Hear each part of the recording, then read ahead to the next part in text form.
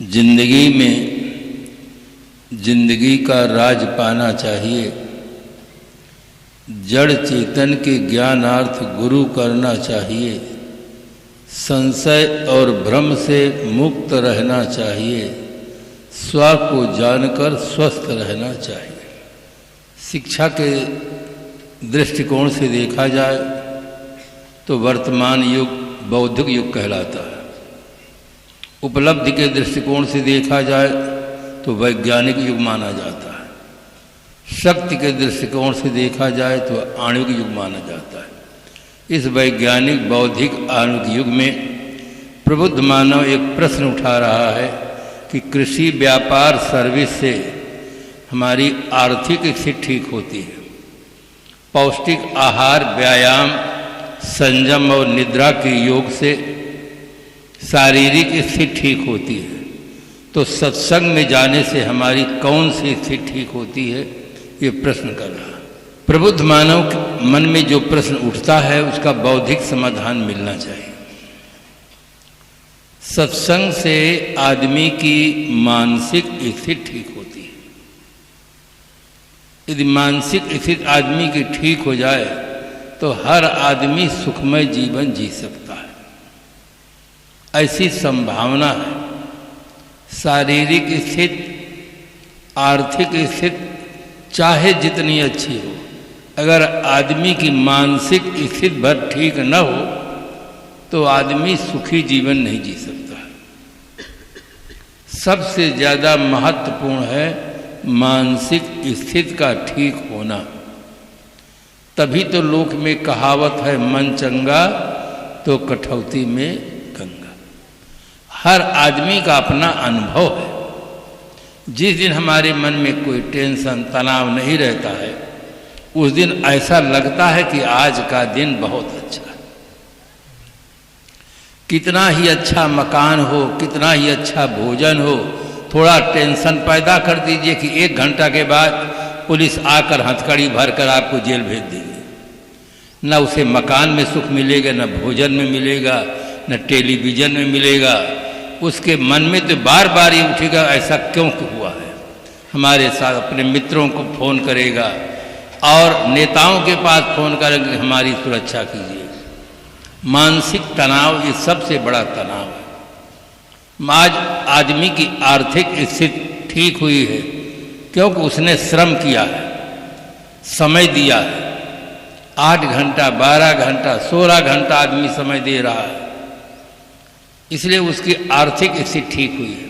किंतु मानसिक स्थिति ठीक करने की तरफ उसका ध्यान ही नहीं गया।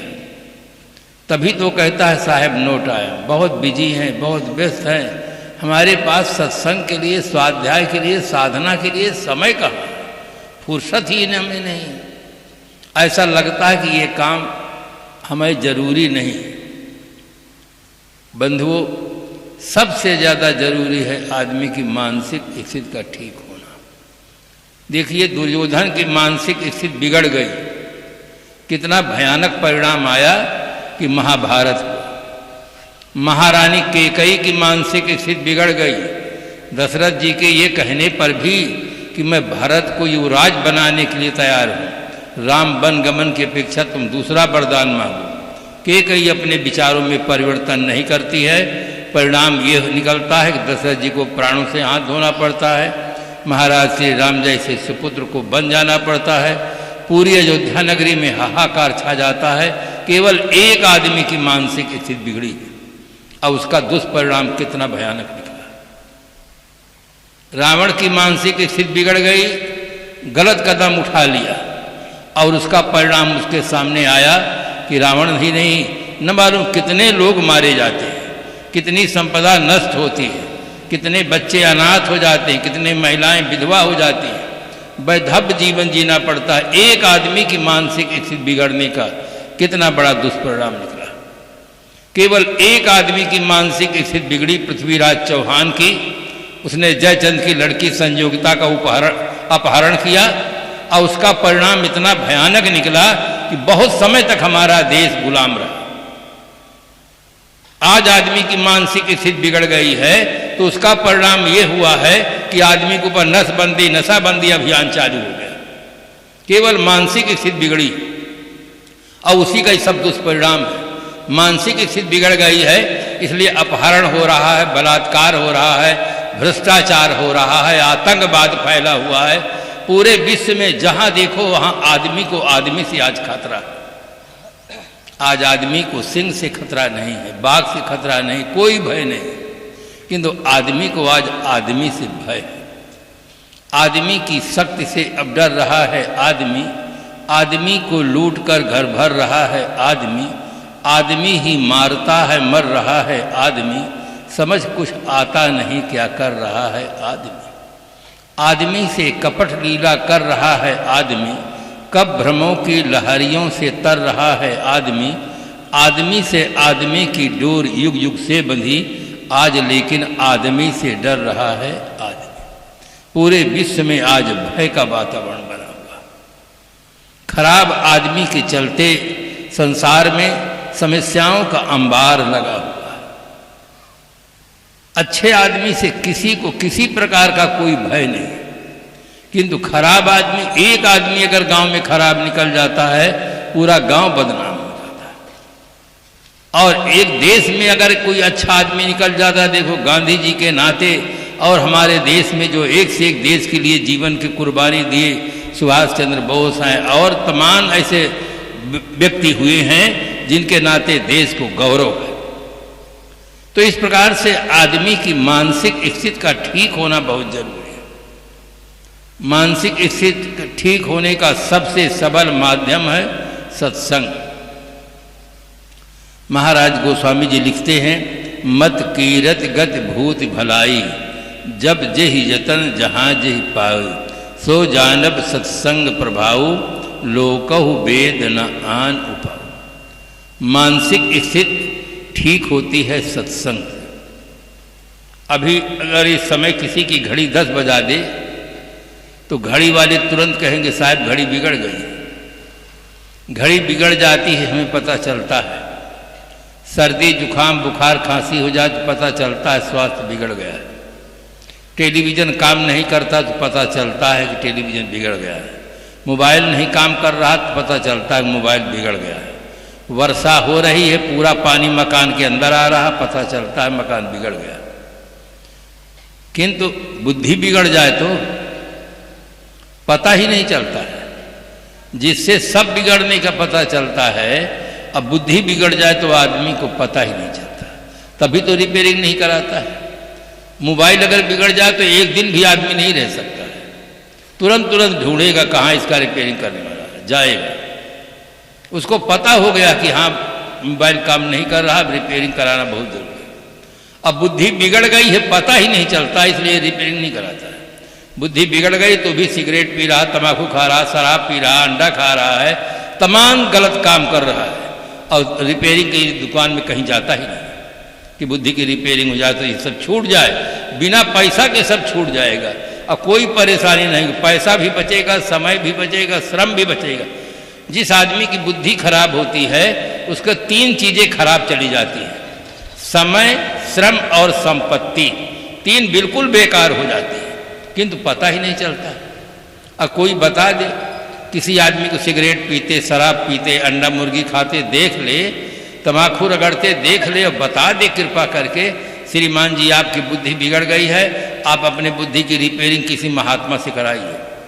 इतना सुनते ही वो आदमी परशुराम का बड़ा भाई हो जाएगा, एकदम नाराज हो जाएगा। मेरी बुद्धि बिगड़ी है, मैं इतना बड़ा सेठ, इतना बड़ा प्रोफेसर, इतना बड़ा बैरिस्टर, इतना बड़ा मिनिस्टर, मेरी बुद्धि बिगड़ी। अब बिगड़ी बुद्धि नहीं, सिगरेट कहाँ से पी रहे हो, शराब कहाँ से पी रहे हो, तम्बाकू कहाँ से खा रहे हो, अंडा मुर्गी कैसे खा रहे हो। बिगड़ी बुद्धि का लक्षण है जीवन में गलत कर्म का होना। अगर जीवन में गलत कर्म होते हैं तो निश्चित है कि बुद्धि बिगड़ी है।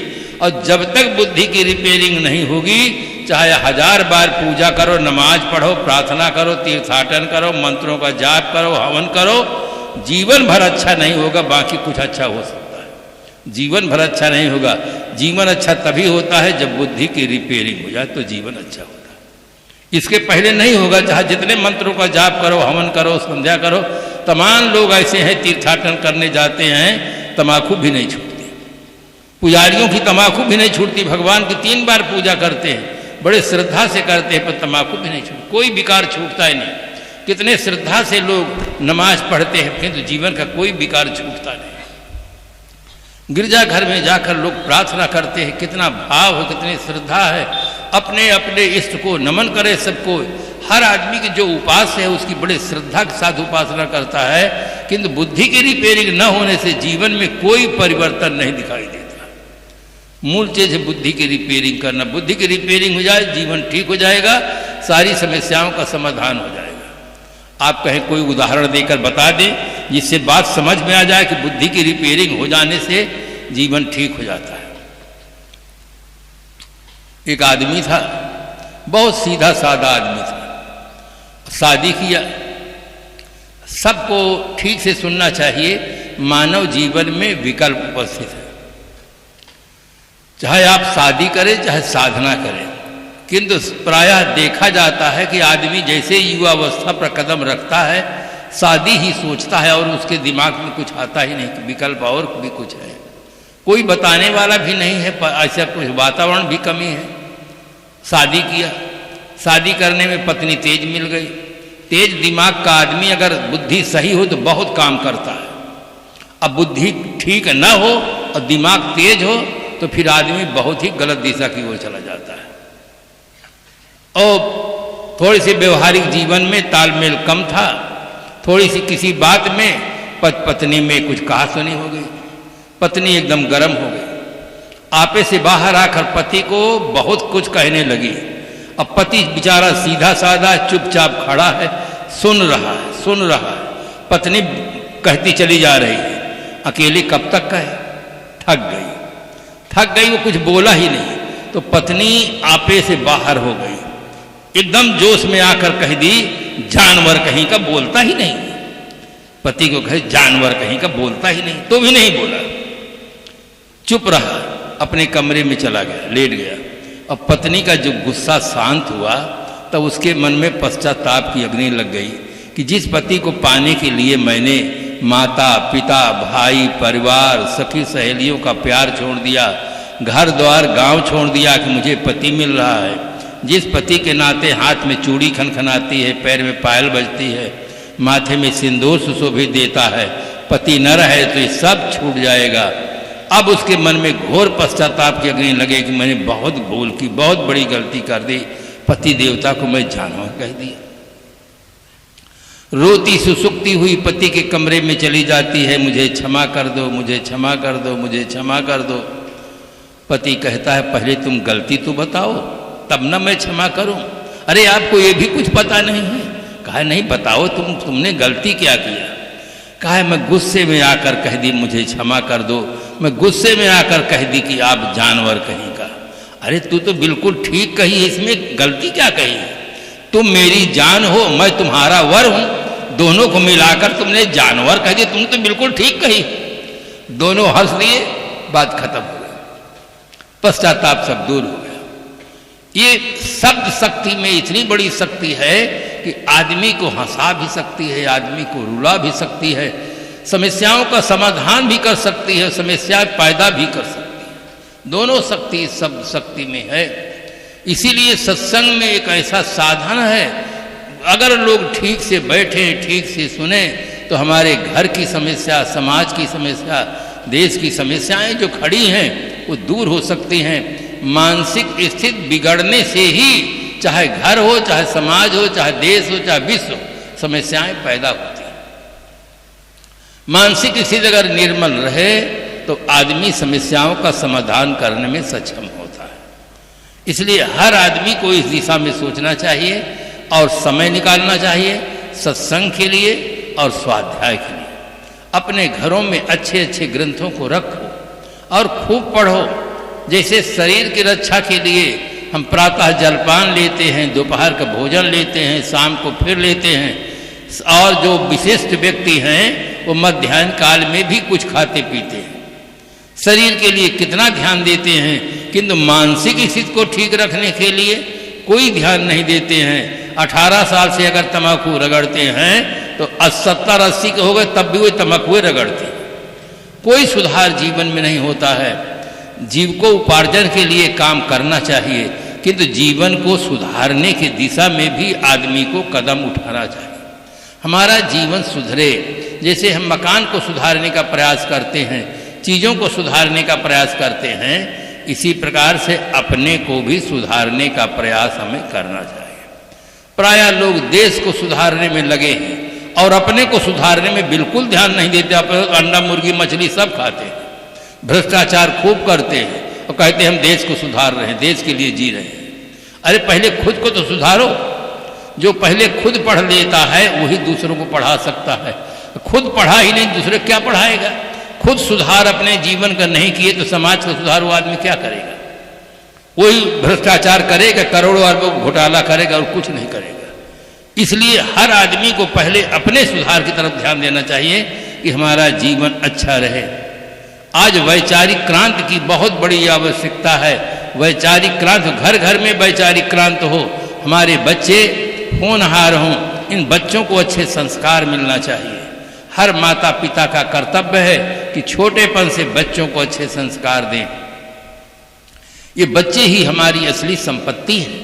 अगर ये बच्चे अच्छे निकल गए तो बंधुओं दो चीज का विकास ज्यादा होगा, एक धन का विकास होगा और एक कुल की मर्यादा की चारों तरफ चर्चा होगी कि इनके बच्चे हैं, बहुत होनहार हैं, कभी किसी को नहीं सताते हैं, धोखा नहीं देते हैं, बहुत सज्जन आदमी हैं, बहुत अच्छे आदमी हैं। तो बच्चे अगर अच्छे निकल जाते हैं तो कुल की मर्यादा बढ़ती है और धन का विकास होता है। और बच्चों को अच्छे संस्कार आप नहीं दिए, केवल धन दे दिए, अच्छे संस्कार नहीं दिए तो धन का ये दुरुपयोग करते हैं, गलत दिशा में चले जाते हैं, कुल की मर्यादा में भी प्रश्न चिन्ह लगा देते हैं। इसलिए बच्चों को अच्छे संस्कार दीजिए, बच्चे हमारे होनहार बने। प्रातःकाल इनको संस्कार अच्छा मिलना चाहिए। प्रातःकाल उठकर रघुनाथा, मात पिता गुरु नाम माता। प्रातःकाल उठते ही भगवान राम माता पिता गुरुजनों को प्रणाम करते। बहुत कम लोग ऐसे होंगे जो प्रातःकाल उठ करके अपने बड़ों को प्रणाम करते, नमस्कार कर, जो भी उनकी अपनी भाषा हो, नमस्कार करें, जय श्री राम कहें, दंडवत कहें, गुड मॉर्निंग कहें, किंतु अभिवादन करना चाहिए, ये संस्कार मिलना चाहिए। आज जो लोग शिकायत करते हैं, साहब ये बच्चे हमारे कहना नहीं मानते हैं और हम क्या करें, अब कलयुग आ गया है। अरे कलयुग नहीं आया है, इसी जमाने में तो सब कोई रह रहा है। आप बच्चों की तरफ पहले ध्यान नहीं दिए, केवल ये ध्यान देते रहे कि हम केवल पढ़ाएंगे पढ़ाएंगे। अब बच्चे पढ़ लिख कर तो अच्छे हुए हैं कि तो अब विदेश चले गए, माता पिता को कभी फोन भी नहीं करते और कि वहाँ उनसे लगता है ये अपने आप इतने बड़े हुए हैं, अपने आप इतना पढ़ लिए हैं, इनकी कोई सेवा नहीं किया। सब उपकार भूल जाते हैं। क्यों? हमने उनको अच्छे संस्कार नहीं दिए, कभी संतों के पास नहीं ले गए, उनको धार्मिक ग्रंथ पढ़ने के लिए नहीं दिए। जो स्कूल की शिक्षा है वो जीविकोपार्जन की शिक्षा है और जीवन जीने की शिक्षा संतों के पास आकर सीखें, या तो धार्मिक ग्रंथों को पढ़ करके मनन करके उसके अनुसार जीवन जिए। जीने का तरीका हमारा ऊंचा होना चाहिए। जीने का तरीका ऊंचा नहीं है, केवल शिक्षा ऊंची है तो काम नहीं चलेगा। बाहर से आदमी संपन्न होगा, भीतर से आदमी दुखी होगा। इसलिए अच्छे संस्कारों की बहुत ज़्यादा आवश्यकता है। मानसिक स्थिति हमारी अच्छी हो, इसके लिए सबको समय निकालना चाहिए। अच्छे ग्रंथों को पढ़ो, ग्रंथों को पढ़ने से भी तमाम समस्याओं का समाधान मिलता है। साहित्य समाज का दर्पण है। जैसे दर्पण के सामने हम खड़े होते हैं तो अपना चेहरा देखते हैं, उसको संवारते हैं, इसी प्रकार से साहित्य को पढ़कर हम अपने जीवन को संवारें। संसार को संभालते संभालते 50, 60, 60 साल, 70 साल बीत गया है। अब जो थोड़ा सा समय बचा है उसको अपने को संभालें। अंत भला तो सब भला। कोई व्यक्ति ये नहीं कहता है कि बिल्कुल वृद्धावस्था आने के पश्चात ही शरीर छूटेगा। शरीर छूटने का कोई नियम नहीं। जिन कर्मों के फल भोग के लिए शरीर बनता है वे कर्म फल भोग जिस क्षण पूरे हो जाएंगे उसी क्षण शरीर शांत हो जाता है। चाहे बाल अवस्था हो, चाहे युवा अवस्था हो, चाहे वृद्ध अवस्था हो। घड़ी में हम चाबी भर देते हैं तो घड़ी ये नहीं कहती कि हम 12 बजे पूरा बंद हो जाएंगे। घड़ी टिक टिक करती रहती, चाबी समाप्त, घड़ी बंद, उससे बजे से मतलब नहीं।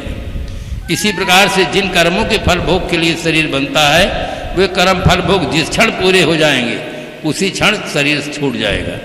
यहाँ हर आदमी बिल्कुल अकेला है, अकेला आता है और अकेला ही जाएगा।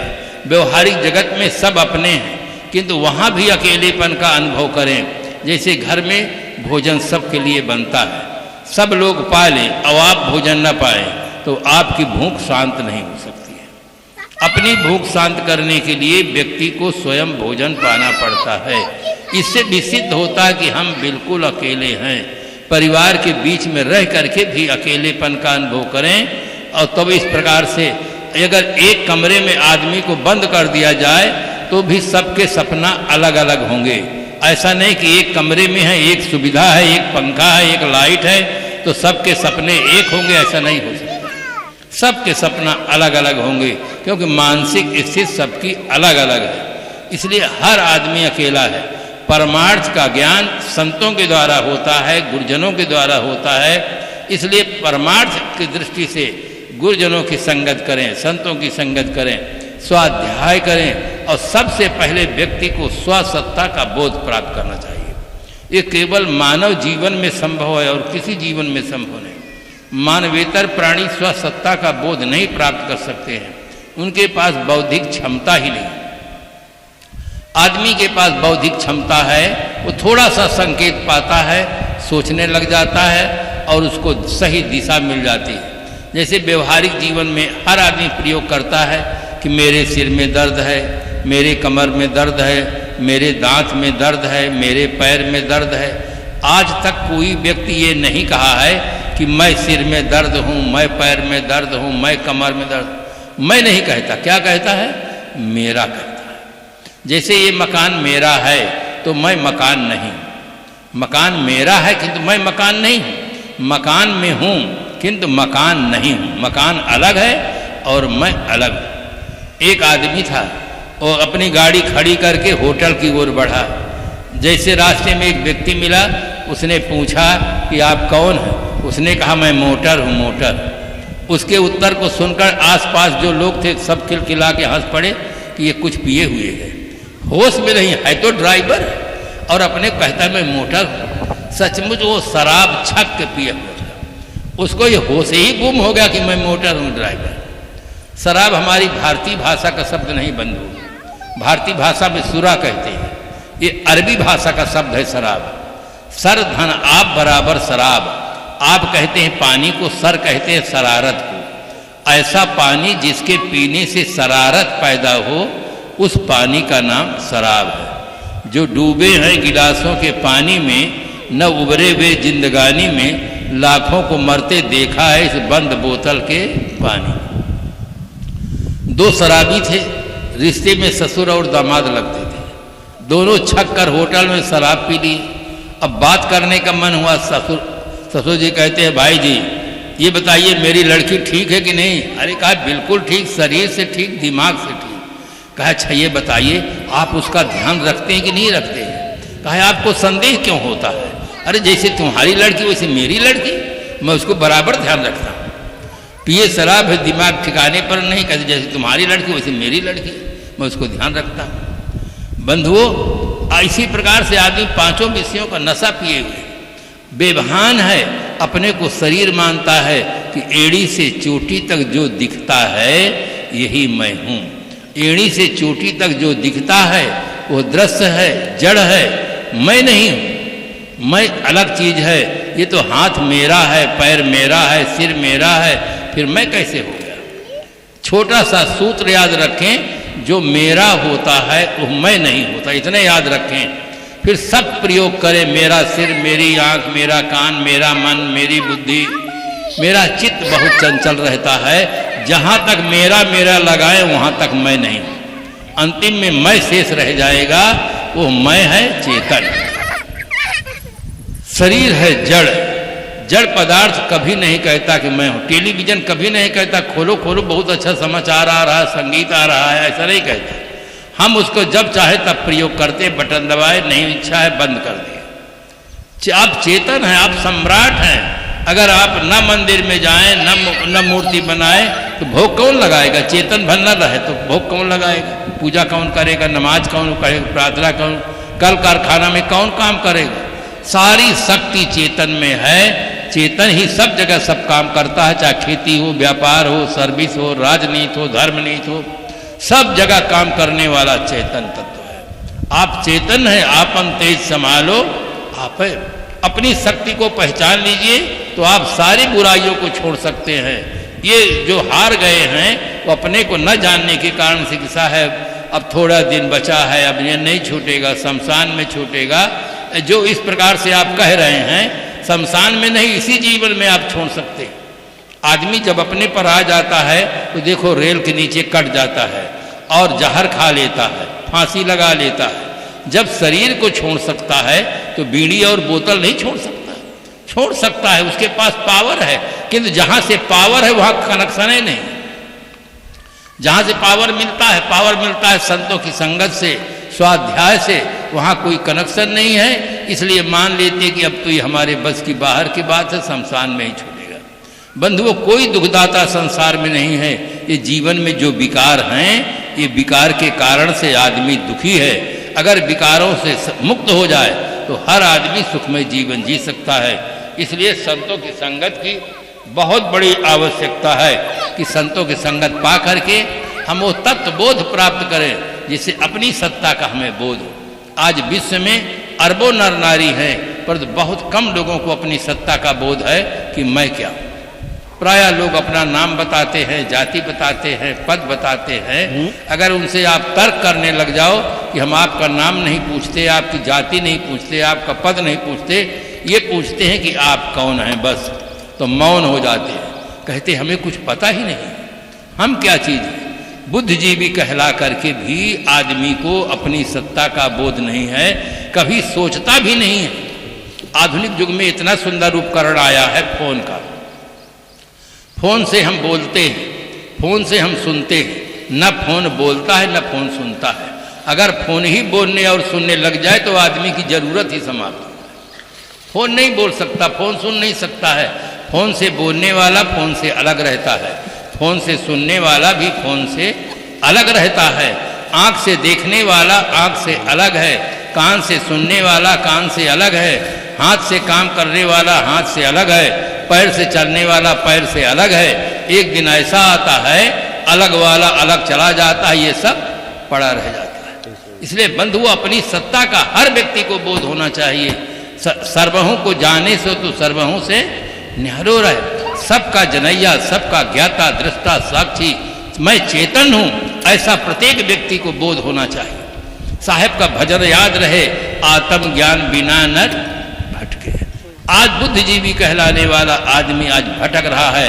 माटी, गोबर, पीतर, पाथर, लकड़ी, पहाड़ सब पूज रहा है, और जो पूजने योग्य माता पिता है उनको भूलकर प्रणाम नहीं कर रहा है। इस पर कितने बच्चे तो कहते हैं अरे वे उनका कर्तव्य है, जैसे हम अपने बच्चों का पालन पोषण करें कि इनका पालन पोषण। वो उनके बच्चे जब तक रहे तब तक वो हमारा पालन पोषण किए, अब हम अपने बच्चे का पालन पोषण करेंगे। उनको इतना भी दिमाग काम नहीं आता है कि अगर वो हमें पालन पोषण करके न बड़ा बनाते, न योग्यता देते, तो आज हम कैसे अस्तित्व रहता। हर आदमी को सत्संग की बहुत जरूरत है, जिससे हमें सही सही बोध मिले, समझ मिले। आज आदमी की केवल समझ बिगड़ गई है, इसलिए तमाम समस्या पैदा करके उस समस्याओं के समाधान में अपना जीवन व्यतीत कर रहा है। ख्याल नहीं कर रहा कि समस्याएं कहाँ से पैदा होती हैं, इसका असली समाधान क्या है। इसीलिए महाराज गोस्वामी जी ने बहुत साफ साफ लिखा है कि नहीं दरिद्र सम दुख जग माही, और संत मिलन सम सुख कछु नहीं। संतों के मिल जाने के समान संसार में कोई सुख नहीं है। संत हमें जीवन की सही दिशा देते हैं, सही बोध देते हैं, जीवन कैसे जीना चाहिए। आज आदमी बहुत कुछ जाना है, बहुत कुछ पाया है, किंतु जीने की कला न जानने के कारण जीवन वरदान नहीं बन पा रहा। जहाँ देखो वहाँ तनाव है, संघर्ष है, समस्याएं हैं। ये मानव जीवन मिला है, ऐसा उत्तम जीवन पा करके हर आदमी को सत्संग, स्वाध्याय, साधना का आधार लेकर के मन स्थित को निर्मल बना करके दिव्य जीवन जीने का सौभाग्य प्राप्त करें। जो दिव्य जीवन जिए हैं उन्हीं के श्रद्धालु समाज ने देवी कहा है और देवता कहा है। दैवी गुणों से विभूषित नर नारी ही देवी और देवता होते हैं। ये उनकी मूर्तियां देवी और देवता नहीं हैं, जो उनके चित्र हैं वो देवी देवता है, वे स्वयं देवी और देवता थे। इसलिए वास्तविकता का हमें बोध होना चाहिए। सजीव मूर्ति माता पिता गुरु संत पति सास ससुर जो चेतन मूर्ति हैं, इनका आदर करें, सम्मान करें। सद्गुरु संतों की उपासना के द्वारा बोध प्राप्त करके सुंदर जीवन जीने का सौभाग्य प्राप्त करें। इन्हीं शुभकामनाओं के साथ अपनी वाणी को विराम देते हैं। आप सबको बहुत बहुत